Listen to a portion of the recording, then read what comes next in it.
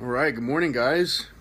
It is, what is today? The 13th of March, and it is Monday morning. I hope you guys are having a good morning. It is out 8:45-ish, and time for our daily devotion. So, today we are going to be in Psalm 37, and looking at verses 1 through 6, and going to look at worry and envy today. So, says this. It says, "Do not fret because of those who are evil, or be envious of those who do wrong. For like the grass they will soon wither, like green plants they will soon die away. Trust in the Lord and do good. Dwell in the land and enjoy safe pasture. Take delight in the Lord, and he will give you the desires of your heart. Commit your way to the Lord. Trust in him, and he will do this. He will make your righteous reward shine like the dawn, your vindication like the noonday sun." And so,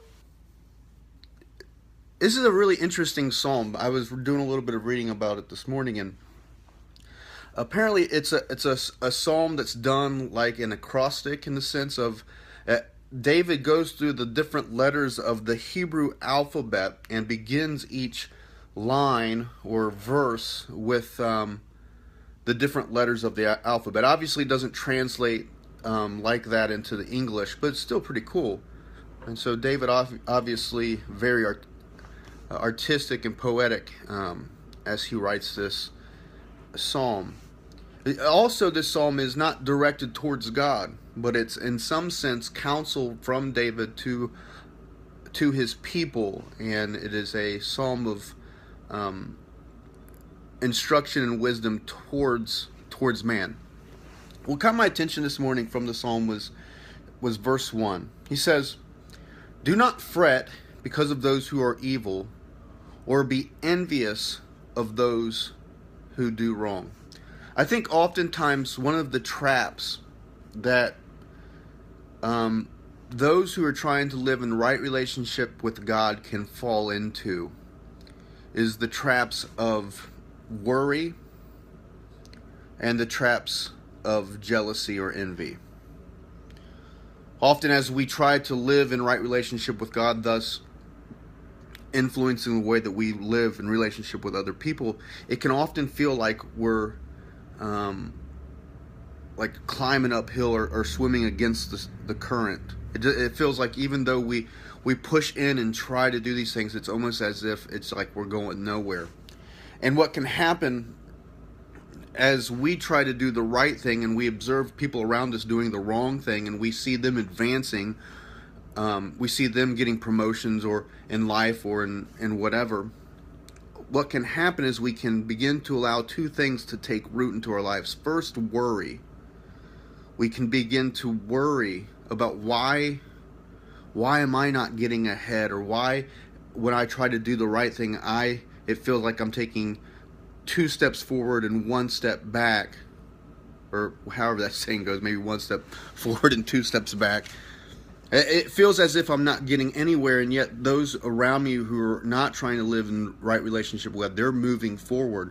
And we can begin to worry about perhaps our own place in our relationship with God, or those types of things. And the other thing that can happen as we allow that worry to take root is that it can grow into envy or jealousy, and we become jealous of what other people have, especially those who aren't trying to live in right relationship with God. We become jealous of those because it seems as if they're doing all the wrong things, and yet they're advancing in life, and we're trying to do the right thing, and it feels like we're stuck.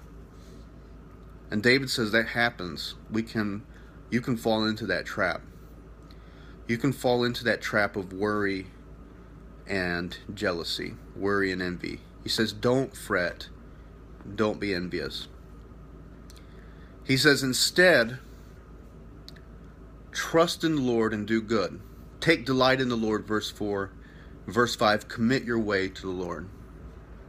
He says, instead of worrying and envying and focusing on everything that's going on around us, that we need to focus on what God is doing in us and through us. And so in verse, just easy kind of just very practical application this morning is verse 3. We first have to trust in the Lord, and he says, do good. To trust is an internal thing. It's a posture that we live with. But to do good then means that we're going to allow the internal to influence our external, in the sense that we're going to do the right thing and continue, even though perhaps we don't feel like it. Like I'm committed, for example, to be a good husband. And yesterday my wife had a migraine. I wasn't feeling all too hot as well, and she wasn't happy with the medicine, the migraine medicine that we had, and she wanted something else. And I really didn't want to go to the store. I really didn't.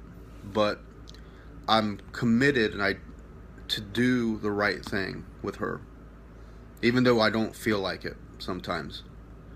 And so you have to let the internal influence the external. We have to just do it regardless of what it feels like sometimes. Secondly, he says, take delight in the Lord. And so we trust, we do good, but then we also have to take delight, in the sense we have to choose to rejoice in him. Even though perhaps things around us don't seem like much to rejoice in, we have to choose to. We have to choose joy. And I think the best way that you choose joy is you have to learn how to live a life of gratitude and gratefulness, thanksgiving.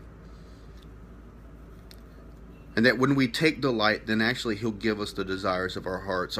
And probably perhaps what happens is our heart changes, and our heart is able to receive the good gifts that he has. And then finally, he says we have to commit your way to the Lord, trust in him, and he will do this.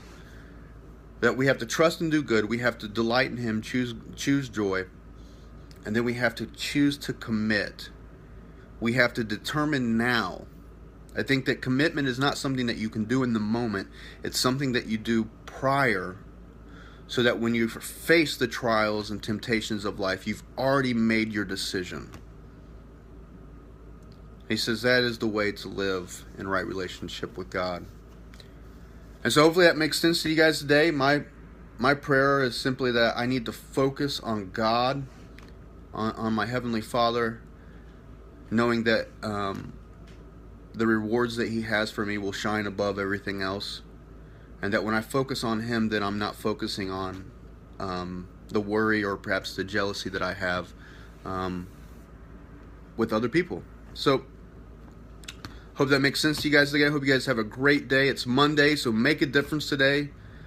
And make a difference. It's so important that you just can point out and be a blessing to people that are around you. So, let you guys go. See you tomorrow. Hope you guys have a great day. Blessings to you all. Love you. Bye.